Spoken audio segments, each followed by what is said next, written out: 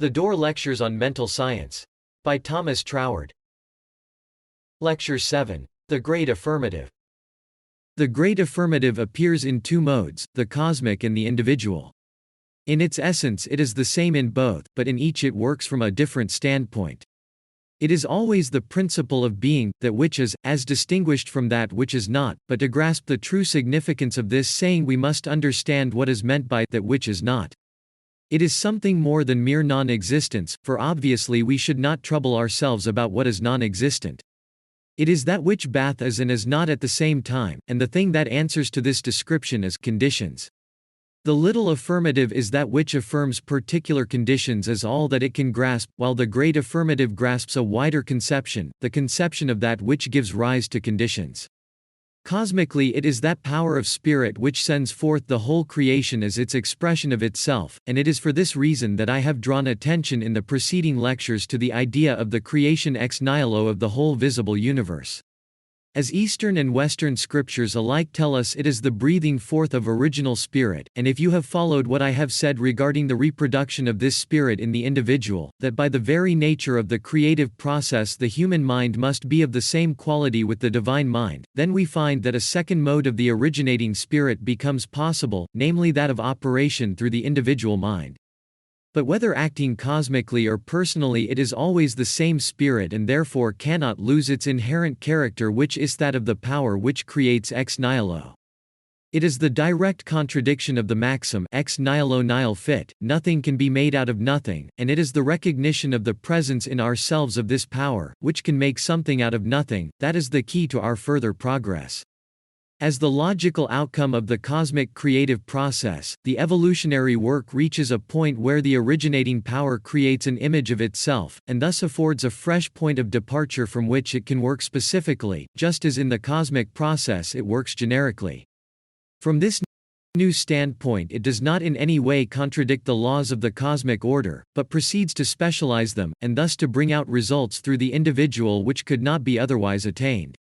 Now the Spirit does this by the same method as in the original creation, namely by creating em nihilo, for otherwise it would be bound by the limitations necessarily inherent in the cosmic form of things, and so no fresh creative starting point would have been attained.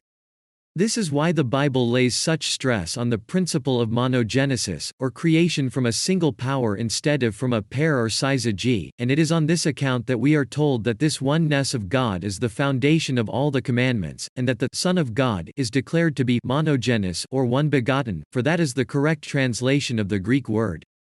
The immense importance of this principle of creation from a single power will become apparent as we realize more fully the results proceeding from the assumption of the opposite principle, or the dualism of the creative power, but as the discussion of this great subject would require a volume to itself, I must, at present, content myself with saying that this insistence of the Bible upon the singleness of the creative power is based upon a knowledge which goes to the very root of esoteric principles, and is therefore not to be set aside in favor of dualistic systems, though superficially the latter may appear more consonant to reason. If, then, it is possible to put the great affirmation into words, it is that God is one and that this one finds center in ourselves, and if the full meaning of this statement is realized, the logical result will be found to be a new creation both in and from ourselves.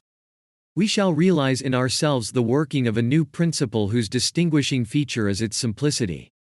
It is oneness and is not troubled about any second. Hence what it contemplates is not how its action will be modified by that of some second principle, something which will compel it to work in a particular manner and so limit it, but what it contemplates is its own unity.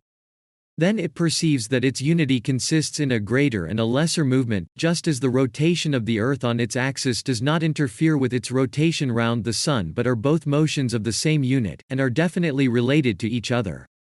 In like manner we find that the Spirit is moving simultaneously in the macrocosm of the universe and in the microcosm of the individual, and the two movements harmonize because they are that of the same Spirit, and the latter is included in the former and presupposes it.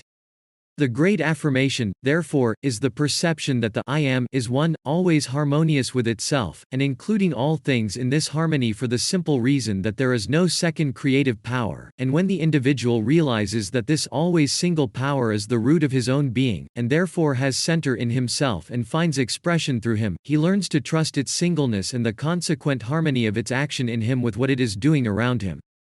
Then he sees that the affirmation, I and my Father are one, is a necessary deduction from a correct apprehension of the fundamental principles of being, and then, on the principle that the less must be included in the greater, he desires that harmonious unity of action be maintained by the adaptation of his own particular movement to the larger movement of the Spirit working as the creative principle through the great whole. In this way we become centers through which the creative forces find specialization by the development of that personal factor on which the specific application of general laws must always depend. A specific sort of individuality is formed, capable of being the link between the great spiritual power of the universal and the manifestation of the relative in time and space because it consciously partakes of both, and because the individual of this class recognizes the singleness of the Spirit as the starting point of all things. He endeavors to withdraw his mind from all arguments derived from external conditions, whether past or present, and to fix it upon the forward movement of the Spirit which he knows to be always identical both in the universe and in himself. He ceases the attempt to dictate to the Spirit, because he does not see in it a mere blind force, but reveres it as the supreme intelligence, and on the other hand he does not grovel before it in doubt and fear, because he knows it is one with himself and is realizing itself through him, and therefore cannot have any purpose antagonistic to his own individual welfare.